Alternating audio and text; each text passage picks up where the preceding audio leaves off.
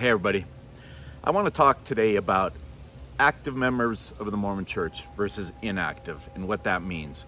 But first of all, it is Memorial Day weekend, it's Sunday. I want to thank all service members, past, present, any veterans, anybody serving now, anybody that's passed. You know, if you have family members that served, I want to just say thank you so much. We're having a barbecue tomorrow with some family, and I try to always remember to at least mention that on Memorial Day weekend. We're usually camping this weekend. It's the first time in years that we haven't, but I didn't get home until Saturday night, so it just didn't make sense to drive down there for a day. It's about 2.5 hours away where our friends are camping right now, so we decided to skip it this year. But still a beautiful day. We're gonna have a family barbecue tomorrow. So active Mormons versus inactive Mormons, and what does that even mean? So I did a little bit of research before doing this video. The church claims 17.9 million members, which I believe. I don't have any reason to think that's not a real number. Now, I'm counted as one of those members. I have not taken my name off the records. I really don't even have any plan to. Something would have to change. And it's not because I want to be a member. It's indifference, apathy. I've had several of you say, hey, you need to take your name off, blah, blah, blah. Anyway, maybe someday, I don't know. It's just not that relevant to me. But I've heard all these different numbers thrown around. The most common one is somewhere between 25 and 40% are active members, which is basically somewhere between 3.5 and 4.5 million active members worldwide. Something I didn't know. I just finished, well, I'm not quite done part 2 of Mormon Stories podcast with the Seventh-day Adventist lady. And I didn't realize how big that church was. They claim 25 million members with like 17 million active, which is impressive. That's a very impressive activity rate if it's true.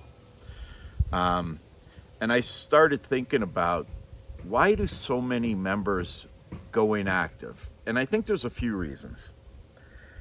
The biggest one, probably to me, and it's my case, is you're basically born into it. I mean, I wasn't born into the church, but I was only a year old when my parents joined the church. So it's the same as being born in. I'd already been baptized into the Lutheran church, you know, the sprinkling the water in Norway. So I feel like I was basically born into it. That's my poor dog coughing in the background. She's got some heart issue going on we're trying to figure out. You okay, Espeland? Oh, you just lay down. So, you know, being born and raised, are you going to come say hi? Come on. Come say hi to everybody. Oh, they can't see you. Oh, they still can't. All right, she's sitting right here. Being born in it, you don't have a choice in the matter. I know they say when you're 8 years old, you make the choice to be baptized, but let's be honest, no 8-year-old has the ability to make that kind of choice. That's ridiculous. And I know when I got baptized, it just was assumed. It's what I'm going to do. You know, my dad baptized me, and I'm a member of the church. But, you know, not people that convert to it and are taught and believe everything and then join, I think probably have a much stronger testimony than most people that are born into it. And that's not a statement for everybody. It's a generality, which I believe is true. I've known hundreds and hundreds of members in my life. I know lots now. And for the most part, the ones that seem strongest in their faith are converts, like my dad. My dad was 22 or 23 when they joined in Norway. He'd been working since he was 13. So back then, he was a full-on grown man with a family. It's, you know, times have changed a little bit. But so he got to do all his own research. He got to study and pray and, you know, all the things that they say to do. Excuse me. Me being born into it, it was never really a choice for me. Even going on a Mormon mission didn't feel like a choice for me. It was a choice at that point. I was 19. I could have said no. I moved out of the house when I was 17 because I went to college when I was 17. So I'd been on my own. But I just couldn't stand the thought of letting my parents down, disappointing them. I felt a lot of pressure. And I don't regret going. I've said that many times. I do not regret it. It taught me so many life lessons. I got to relearn my language. I got to go back to my homeland and live for a year and a half. I got to meet a whole bunch of my relatives that I didn't know very well and get to know quite well. No regrets. But it's not the same as somebody who is an adult and gets taught and then joins.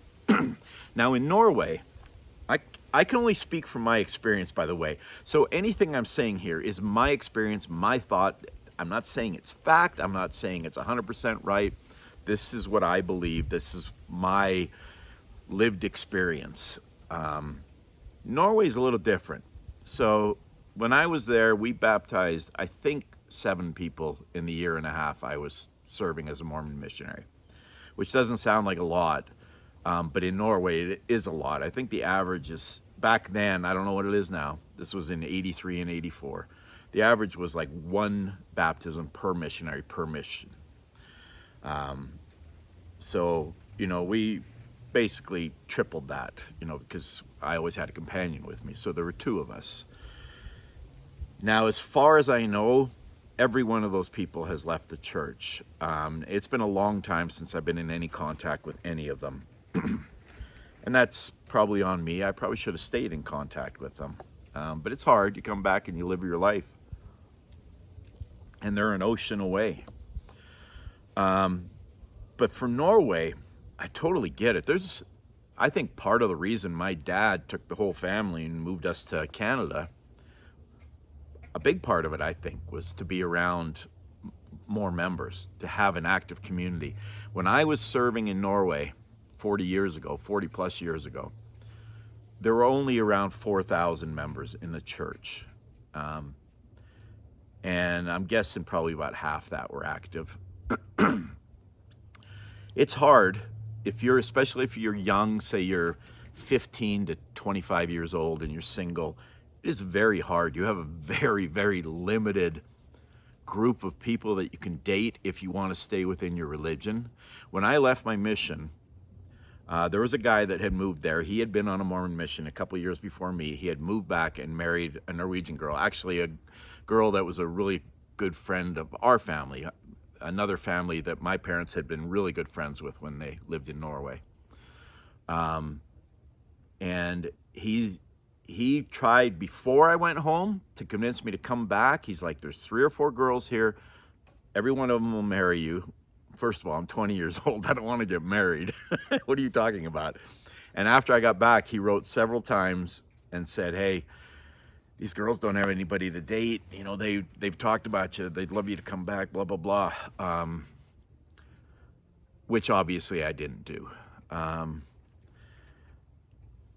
But it's tough when you grow up in a community like that you're trying to stay, you want your kids, if you're a parent, you want your kids to kind of stay within the religion, keep the values, the morals, the beliefs. And when there's only a few, like in the little branch ward, whatever you want to call it, that I was in Stavanger at the end of my mission, I'd say on a busy Sunday, and this is off the top of my head, it's been 42 years. I'd say there were probably between 60 and 80 people there on a given Sunday. Sometimes it could be over 100. But of that 60 to 80, there were only a few kids, a few teenagers. So if you're trying to date and you want to eventually get married, it's very slim pickings, to put it crudely. So a lot end up leaving just out of pure logistics. It's like, there's nobody for me to date. There's nobody for me to go out with. And if you start dating outside your religion, it's harder to stay in the religion. It just is. Kind of a side story here real quick. When I was living in Canada before, I can't remember if it was right before my mission or after my mission. There were a couple of couples in our particular ward where the women in the couples were both members and the guys weren't. And they seemed happy. They seemed to make it work. But pressure was put on these dudes. I'm guessing they were probably in their early 30s at that time. And they eventually caved, both of them, and both ended up joining the church. And I believe both couples ended up splitting up.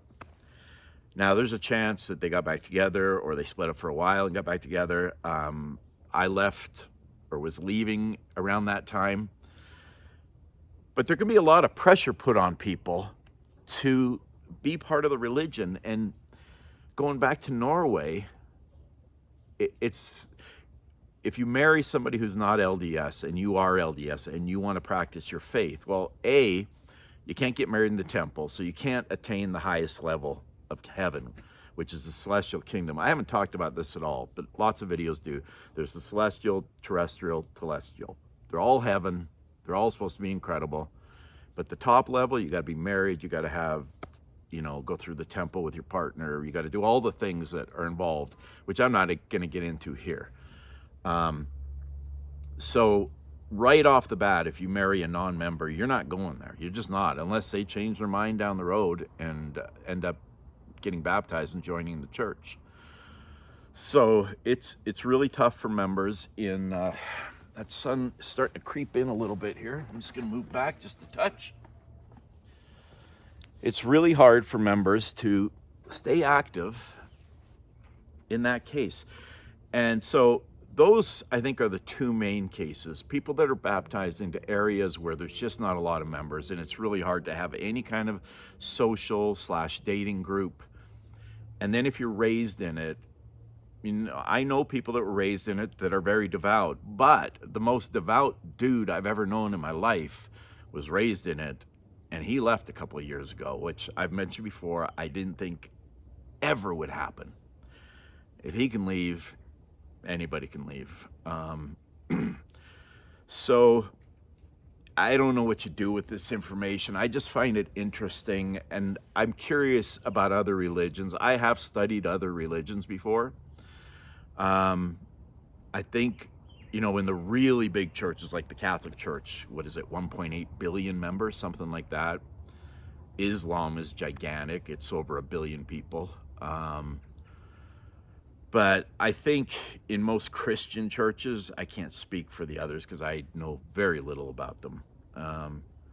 In the Christian churches, the people I know, I have a couple of friends that are pretty devout Catholic, but they only go to church here and there. So I don't know if you can even consider that active.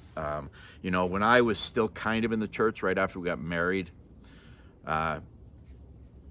I went when I was home, but I was on the road a lot, so I probably went maybe once a month. I would consider that pretty inactive, but it was more out of, again, logistics. I'm on the road. I'm not going to go to some church I don't know anybody. Maybe I should have. I don't know. But I was already starting to fade out anyway because of what I mentioned before. When you grow up without really any choice, and then you start... When I left, I know he was very disappointed in me. My mom was too, I'm sure, but she doesn't say much. My dad was vocal about it, and we talked a lot about it. And I've mentioned before the night that he called after this had gone on for a couple of years about, it's the truth, you got to come back to it, blah, blah, blah. And I'd had a few beers that night, and so, not in a mean way, but in a liquid courage way, I told him, look, Dad, you got to choose. You chose, big old Robin just landed right here. You got to choose to join this church. You did your research, you prayed about it, you believed it to be true. He's got a giant worm in his mouth. And I didn't. And I don't feel it's right for me. I did a mission. I've prayed 1,000,000 times. I still pray. So he eventually respected my decision, especially after that conversation. And we're not just father and son. We're really good friends. I love hanging out with my dad. He's going to be here in a few days.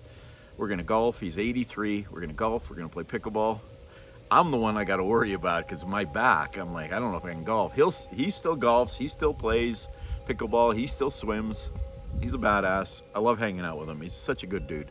And I do still feel bad that he's disappointed in that. My oldest daughter is very active in the church. And I know she feels sadness when she thinks about it because in her mind, we're not all going to be together in that celestial kingdom afterwards. That makes me sad. But you know what also makes me very sad is I did not get to see her get married because when she got married 15 years ago, I had been out of the church for quite a while. I could not go into the temple to watch her get married. And that broke my heart. I wanted to walk my little girl down the aisle. My youngest daughter, I hope when she gets married, I get to do that. She's not LDS, so I believe I'll be able to. But that makes me so sad still. I think the Mormon church has to find a way to include non-member or non-active members in these marriages. Fine, have your ceremony in the temple, but then do something for the people that cannot go in there. I start thinking about that. I'm not only sad and heartbroken by it, but I'm angry by it, not at her. She did what she thought was right. I love my daughter with all my heart. So proud of her. She kicks ass. I'm going to interview her. She's an author. She's amazing. But it's not right that the church does that and basically separates families. So we had a nice reception after at my ex-wife's house. It was amazing. It's not the same thing. Every dad wants to walk his daughter down the aisle. Nah, I got to get off that subject. It makes me too emotional. So anyway, I'd love to hear your thoughts about activity, inactivity. If you want to dispute the facts the research that I did where I found, and I actually believe this is true, 25 to 35% of the church is active. So 4 to 5 million members, which is still a lot of people, but it's not 18 million. And it has slowed down a lot since I was there. I believe when I was an active missionary, the church was gaining somewhere around 200,000 members a year. I think it was even more than that. I'd have to go back and look. I don't want to make up numbers, but I think it was in that range. That was between births and converts, and I think it's dropped considerably. Although in fairness, a lot of church going in this country has dropped considerably, maybe worldwide. So, love to hear your thoughts. Love reading the comments. I forgot to say this at the beginning again, but if you dig the video, subscribe, thumbs up. I don't think about it. I'm just doing this, having a good time, hopefully putting out something that gets people thinking, maybe entertains a little bit. I did one yesterday that had nothing to do with the Mormon church, I don't think. It was about modern society and the epidemic of loneliness. If you're interested, go back one video and check that one out. For now, tack för denna gång. Vi snackas igen snart.